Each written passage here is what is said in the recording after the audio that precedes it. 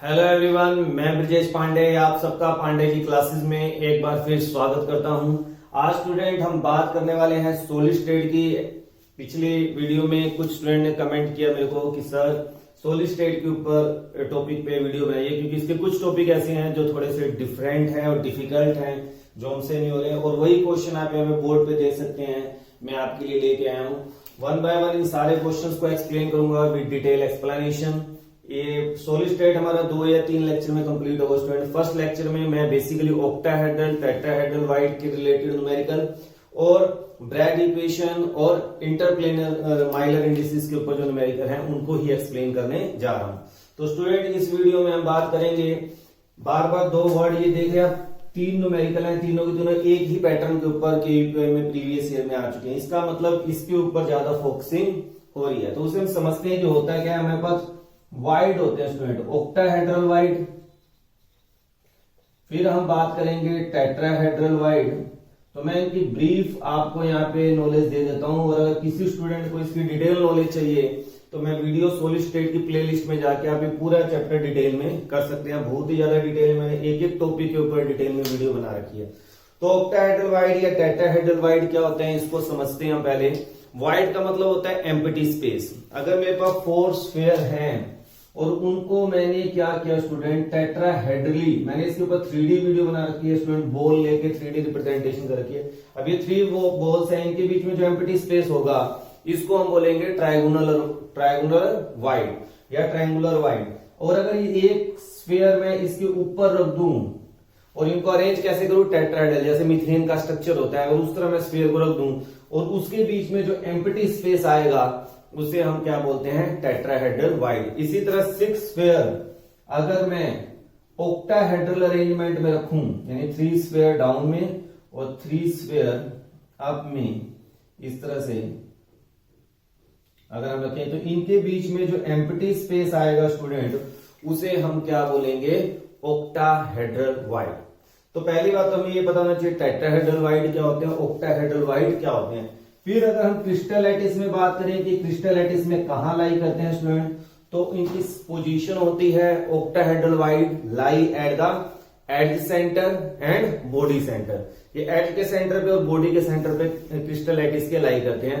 और tetrahedral wide क्या करते हैं, जैसे मान लो ये कमरा मेरा एक यूनिट सेल है, तो इसके अंदर 4 डायगोनल्स हैं, बॉडी डायगोनल है, हर एक बॉडी डायगोनल पे 2 टेट्राहेड्रल वाइड क्या करते हैं, लाई करते हैं। तो टोटल 8 क्या होते हैं, टेट्राहेड्रल वाइड होते हैं। और अगर मैं इसके अंदर एड सेंटर और बॉडी सेंटर को काउंट करूं तो 4 मेरे पास ऑक्टाहेड्रल वाइड होते हैं। तो सिंपल लैंग्वेज में अगर हम बात करें कि मान लो मेरे पास एक सीसीपी अरेंजमेंट है, सीसीपी का मतलब होगा क्यूबिक क्लोज पैकिंग, और एक मेरे पास अरेंजमेंट जिसके ऊपर न्यूमेरिकल आता है बार बार, वो आता है एससीपी, हेक्सागोनल क्लोज पैकिंग। तो जहां पे स्टूडेंट मैंने सीसीपी लिखा है उसका मतलब है cubic close packing, FCC arrangement ही बोल सकते हैं उसे, और एक है एससीपी। इसमें जितने नंबर ऑफ एटम होंगे जिससे वाइड बनेगा, जैसे एससीपी और सीसीपी में सपोज करिए नंबर ऑफ एटम्स जो हैं वो स्टूडेंट एन है, ठीक है। तो हमेशा याद रखना, कोई आपसे पूछे ऑक्टाहेड्रल वाइड कितने होंगे, तो आप कहेंगे ऑक्टाहेड्रल वाइड होंगे N. Octahedral void is equal to the number of atom, जितने आपके सीसीपी या एससीपी में एटम है उतने ही हमारे ऑक्टाहेड्रल वाइड होंगे। और कोई आपसे पूछे टेट्राहेड्रल वाइड कितने होंगे, तो आप क्या कहेंगे 2n। यानी ये फिक्स 3 लाइनें हैं जो आपने लिखनी है। अब इसी के बेस पे मैं इन न्यूमेरिकल को डिटेल में आपको एक्सप्लेन करने जा रहा हूं कि कैसे करेंगे, लाइन ध्यान रखना। जब फर्स्ट न्यूमेरिकल को लेते हैं, atom of an element Z form CCP. अब जेड क्या बना रहा है, सीसीपी, यानी मैं ये कहूंगा कि number of atoms of Z कितने हो गए, N, and atoms of element X occupy all the tetrahedral void. अब वैसे अगर ये जेड एन है तो ऑक्टाहेड्रल वाइड एन और टेट्राहेड्रल वाइड कितना हो गया, 2n। तो एक्स क्या होगा स्टूडेंट, एक्स क्या कह रहे हो, occupy all the tetrahedral wide. तो टेट्राहेड्रल वाइड कितने हैं, 2n, यानी एक्स क्या हो गया आपका 2n। तो ratio of Z and x क्या हो गया, अगर आप देखें n/2n 1/2, यानी हमारा जो फार्मूला हो गया ZX2। तो जहां पे आपको ZX2 या X2Z दिया हुआ है वो आपका क्या होगा, ऑप्शन होगा। तो हम अगर ये ऑप्शन देखें तो हमारा आंसर क्या है स्टूडेंट? सी। तो एक्स स्क्वायर जेड आपका क्या आ जाएगा आंसर। इसी तरह बड़े सिंपल वे में आपको न्यूमेरिकल यहाँ पे, इसी तरह स्टूडेंट अगर हम नेक्स्ट न्यूमेरिकल को देखिए काफी सिंपल है। The mineral consist of CCP structure formed oxide ion, यानी जो ऑक्साइड आयन है स्टूडेंट वो मेरा क्या हो गया? एन। फिर वही कॉन्सेप्ट, ऑक्टाहेड्रल वाइड कितने हो जाएंगे? एन। और टेट्राहेड्रल वाइड कितने हो जाएंगे? 2n। अब क्या कह रहा है? एल्यूमिनियम 3 पॉजिटिव, जो एल्यूमिनियम 3 पॉजिटिव है वो क्या कर रहा है? Half of the octahedral wide. Octahedral wide कितना है? n। इसका हाफ क्या हो जाएगा? n/2। और Mn2 पॉजिटिव वो कह रहा है, Mn2 पॉजिटिव जो है student 1/8 of the tetrahedral wide, यानी 1/8 है किसका? टेट्राहेड्रल वाइड का। टेट्राहेड्रल वाइड कितने हैं? 2n। तो अब मैं यहां से अगर स्टूडेंट रेशियो निकालूं तो आप रेशियो ऑफ, जिस तरह से आपको क्वेश्चन दिया हुआ है, रेशियो ऑफ मान लो मैं कह रहा हूं एल्यूमिनियम, मैग्नीज और ऑक्सीजन, तो एल्यूमिनियम कितना है? 1/2, मैग्नीज कितना है? 1/4 और ऑक्सीजन क्या है? 1, क्योंकि Nn यहाँ पे कॉमन है। तो हमारा जो वैसे सिंपल इंटीज बनेगा रेशियो वो क्या बनेगा? 2:1:4। कहने का मतलब क्या है कि अगर मैं फार्मूला लिखूं तो क्या होगा? Al2MnO4। तो जिस ऑप्शन में आपको Al2MnO4 गिवन हो स्टूडेंट, वो आप क्या कर देंगे? टिक कर देंगे। तो बड़े आराम से आप एक छोटा सा कॉन्सेप्ट याद करके ये क्वेश्चंस आराम से कर सकते हैं। अब नेक्स्ट न्यूमेरिकल देखते हैं, इसी टाइप के ऊपर जो क्वेश्चन आया हुआ है, थर्ड।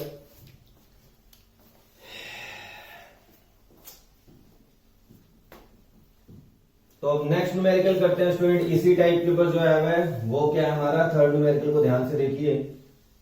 तो इसमें हम क्या कह रहे हैं? An ionic compound is formed a metal M,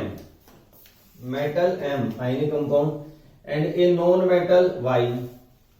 M क्या कर रहा है? Half of the octahedral wide है, Y है CCP, N हो गया। M क्या है? Half of the octahedral wide, यानी 1/2n। तो रेशियो क्या हो गया स्टूडेंट? रेशियो हो गया M/Y 1/2:1, 1:2, यानी आपका फार्मूला हो गया M/2। तो जिस ऑप्शन में आपको M/2 दे रखा है वो आपका क्या हो जाएगा? आंसर है। तो बड़े आराम से आप ऑक्टाहेड्रल और टेट्राहेड्रल वाइड के न्यूमेरिकल्स कर सकते हैं। बस आपको एक छोटा सा कॉन्सेप्ट ध्यान में रखना पड़ेगा। नेक्स्ट हम बात करते हैं स्टूडेंट, अब थोड़ा सा लेवल बढ़ाते हैं, जो कि जनरली अगर हम बात करें एनसीईआरटी के अंदर, तो सिलेबस के अंदर ये टॉपिक नहीं है, मगर थोड़ा कॉम्पिटेटिव लेवल में आते हैं टॉपिक्स, तो हम उसे करते हैं। नेक्स्ट इस टाइप के क्वेश्चन, लॉजिकल क्वेश्चन पूछे गए हैं। वो कह रहा है 2-डायमेंशनल solid pattern formed by 2 different atom X and Y. The black and white square represent X and Y, यानी जो ब्लैक है स्टूडेंट वो आपका क्या है? X है, और जो व्हाइट है आपका वो आपका Y है। वो कह रहा है जनरल फार्मूला क्या होगा? तो क्योंकि 2 डायमेंशन है तो हम बोर्ड के ऊपर जो रिप्रेजेंटेशन है उसी को ले सकते हैं। अगर ये 3 डायमेंशनल होता तो हमको 3D होकर सोचना पड़ता, मगर अब हमें यहीं पे देखना है। अगर हम पूरे स्ट्रक्चर को ध्यान से देखें जो हमें गिवन है स्टूडेंट, इसमें 9 क्या दे रखे हैं? जैसे 1 2 3 4 5 6 7 8 9 क्यूब्स दे रखे छोटे। और अगर मैं एक यूनिट सेल की बात करूं जो रिपीट हो रहा है बार बार, वो क्या हो रहा है? 1 2 3 4 5 6 7 8 9। तो मेरे पास ये 9 ऐसे 9 करके हमारे पास, अगर आप ध्यान से देखें तो ये यूनिट सेल क्या हो रहा है? रिपीट हो रहा है। यानी हर एक यूनिट सेल में एक क्या है स्टूडेंट? ब्लैक है, और 8 क्या है? वाई। तो यानी एक्स कितना हो गया एक यूनिट सेल में? 1, और व्हाइट वाई कितना हो गया? 8। जरा ध्यान से देखिए, आपको समझ आ रहा है कि नहीं आ रहा? व्हाइट स्क्वायर्स कितने हो गए? 8, और ब्लैक कितने हैं? 1।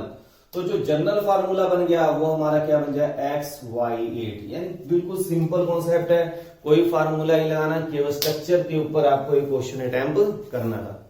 नेक्स्ट न्यूमेरिकल देखिए, थोड़ा सा डिफरेंट है। यहाँ पे हमें कुछ फार्मूले याद करने पड़ते हैं। माइलर इंडिसेस के ऊपर न्यूमेरिकल है, आपको 3 वैल्यू दे रखी है प्लेन में 2 2 1। इसको रिप्रेजेंट करते हैं HKL से।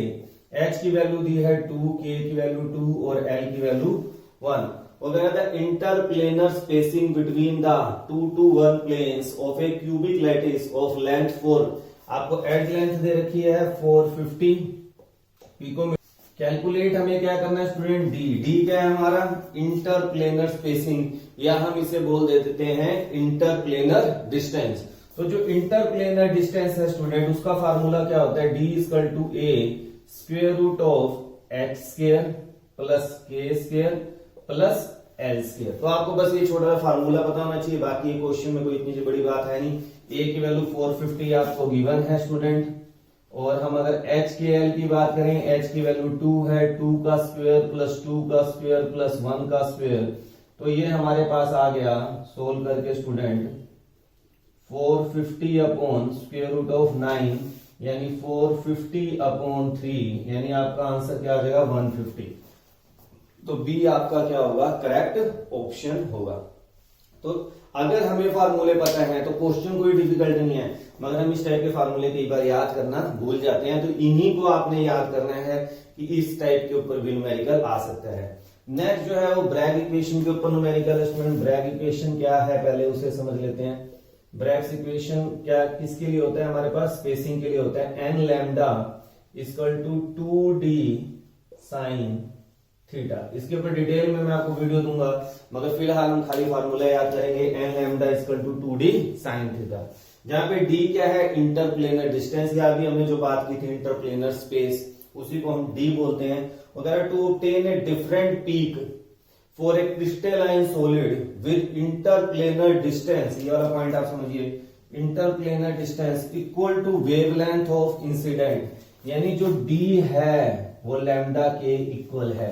इस कंडीशन में, इस कंडीशन आपको दे रखी है कि interplanar distance equal to the wavelength of X-ray radiation, the angle of incidence should be, theta की वैल्यू क्या होगी हमें कैलकुलेट करना है। डिफ्रैक्शन पैटर्न में अगर हम बात करें, एन की वैल्यू क्या होगी 1। अब अगर हम यहाँ पे सारा कुछ पुट कर देते हैं स्टूडेंट, तो मैं इसे 1 एन की जगह 1 पुट कर दिया, इसको मान लीजिए आप डी मान लीजिए लैम्डा को 2d साइन थीटा, डी से डी कैंसल, तो मैं ये कह दूंगा साइन थीटा मेरा आ गया 1/2, और साइन थीटा 1/2 किसकी वैल्यू होती है 30 डिग्री की, इसलिए आपका आंसर क्या आ जाएगा 30 डिग्री। एंगल ऑफ इंसिडेंस क्या आ गया 30 डिग्री। तो स्टूडेंट थोड़ा डिफरेंट टाइप के क्वेश्चन है, फार्मूले अगर याद है तो कोई मुश्किल नहीं है, तो आप इन फार्मूले को अच्छी तरह याद करें। इनसे रिलेटेड और न्यूमेरिकल जो आपको मिलते हैं उनकी प्रैक्टिस करिए, और कहीं पे भी आपको डाउट फील होता है तो कमेंट बॉक्स में मेंशन करें। नेक्स्ट वीडियो में मैं डेंसिटी के ऊपर न्यूमेरिकल काफी पूछे गए हैं बार बार, सॉलिड स्टेट में डिफेक्ट्स के ऊपर है, पैकिंग फ्रैक्शन के ऊपर है, उन सबको मैं कवर अप करूंगा। तो नेक्स्ट वीडियो में मिलते हैं student. Thank you, have a nice day.